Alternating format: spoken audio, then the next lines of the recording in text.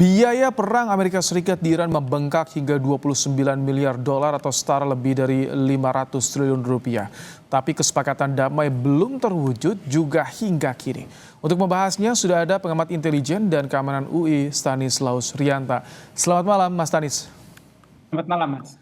Ini sudah ada informasi jadi biaya perang AS itu membengkak di Iran dari 25 miliar menjadi 29 miliar dolar Amerika Serikat. Artinya apa? Apakah AS akan mengakhiri perang atau seperti apa menurut Anda? Ya, dengan protesnya Kongres terkait membengkaknya biaya perang ya, pembengkakan sekitar 70 triliun, ini menjadikan bahwa operasi yang akan dicanangkan oleh Trump, operasi barunya yaitu Sledgehammer itu saya kira akan sulit untuk diwujudkan. Makanya ini Trump kelihatan memilih jalan lain bukan dengan perang tetapi dengan diplomasi. Termasuk dengan mendekati Cina dan tentu jalur-jalur kanal-kanal diplomasi Amerika juga akan berkomunikasi dengan Iran untuk menggunakan jalan lain selain perang. Karena perang ini memang mahal, biayanya mahal, belum dihitung termasuk kerugian-kerugian seperti pesawat tempur yang jatuh, kemudian alutsista, termasuk korban yang meninggal ini banyak sekali kerugiannya. Dan Trump menghadapi ancaman besar jika tidak bisa membereskan ini karena persoalan anggaran ini sangat sensitif sehingga nanti akan berpengaruh terhadap pemilu sela yang akan dihadapi pada bulan November kalau salah nanti.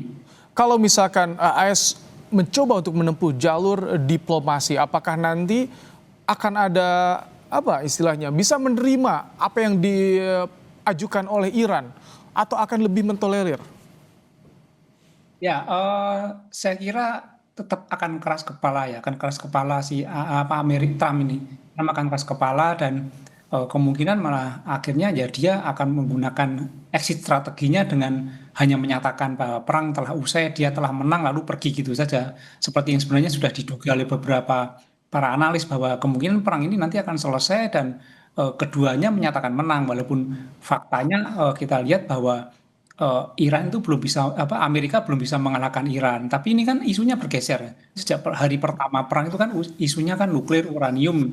Tapi kesini isunya bergeser ke Selat Hormuz. Jadi ini menunjukkan bahwa sebenarnya ada ketidakkonsistenan terkait tujuan perang Trump. Nah, kalau tujuan perangnya tidak konsisten, tidak jelas ya akan sulit sekali untuk memenangkan pertempuran ini, perang ini.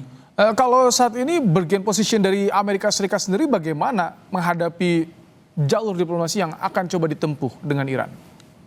Ya, pasti ancaman dan menggunakan ancaman dengan menggunakan alusistanya. Jadi menggunakan operasi Sledgehammer atau palu gudam ini kan menunjukkan bahwa Amerika ingin menggunakan kekerasan yang cukup besar dampaknya entah nanti dengan berupa pesawat tempur atau peluru kendali atau apa, tapi Amerika menunjukkan bahwa dia tidak main-main akan melakukan perang dengan eskalasi yang lebih besar. Tapi alih-alih Iran takut, justru Iran juga menyiapkan pasukannya, menyiapkan milisinya, dan kelihatan santai-santai saja untuk mau menerima perlawanan Amerika. Dan dari rilis dari informasi yang tidak resmi sebenarnya, informasi-informasi dari CIA menunjukkan bahwa alutsista Iran itu masih baik-baik saja, masih 70% lebih masih utuh. Bahkan Termasuk yang tadi kita tampilkan dipamerkan kepada publik untuk meyakinkan bahwa militer mereka belum habis, armada tempur belum habis. Ya, bahkan informasi yang saya dapat beberapa pangkalan peluru kendali di sekitar Selat Hormuz ada 33 itu sudah siap dijalankan.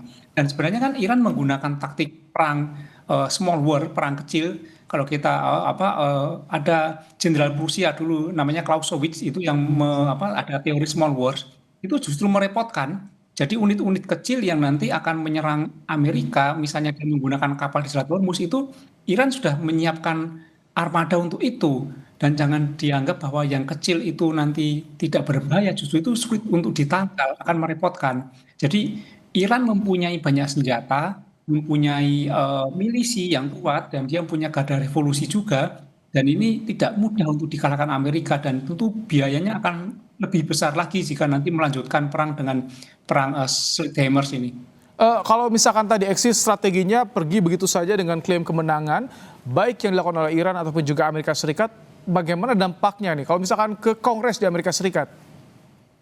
Ya sebenarnya kan Trump sudah pernah mengatakan beberapa kali ya bahwa dia telah menang, dia telah menghancurkan Iran, bahwa angkatan udara dan angkatan laut Iran telah lumpuh, tapi kan ternyata Iran masih santai-santai saja pamer kekuatan dan ini seolah-olah menegasikan apa yang dikatakan Trump.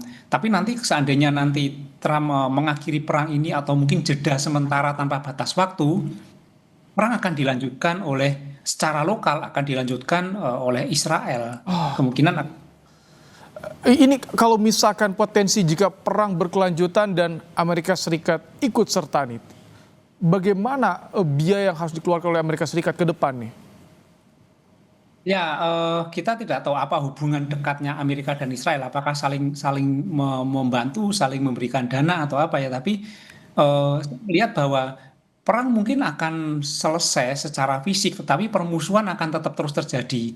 Nah, cara memelihara permusuhan ini eh, pasti ini pesanan Israel juga. Itu nanti dengan serangan-serangan kecil, eskalasi-eskalasi kecil yang tentu biayanya tidak sebesar perang. Dan kemungkinan itu akan terjadi, tapi dampaknya tentu tidak akan seluas seperti yang kita rasakan hingga BBM mahal dan apa mahal itu tidak seluas seperti itu. Karena Amerika juga kena dampak bahwa ekonomi Amerika juga sekarang Oke. menjadi ya karena tekanan cukup besar. Baik, terima kasih untuk pandangannya ulasannya pengamat intelijen dan keamanan UI Stanis Laus Rianta.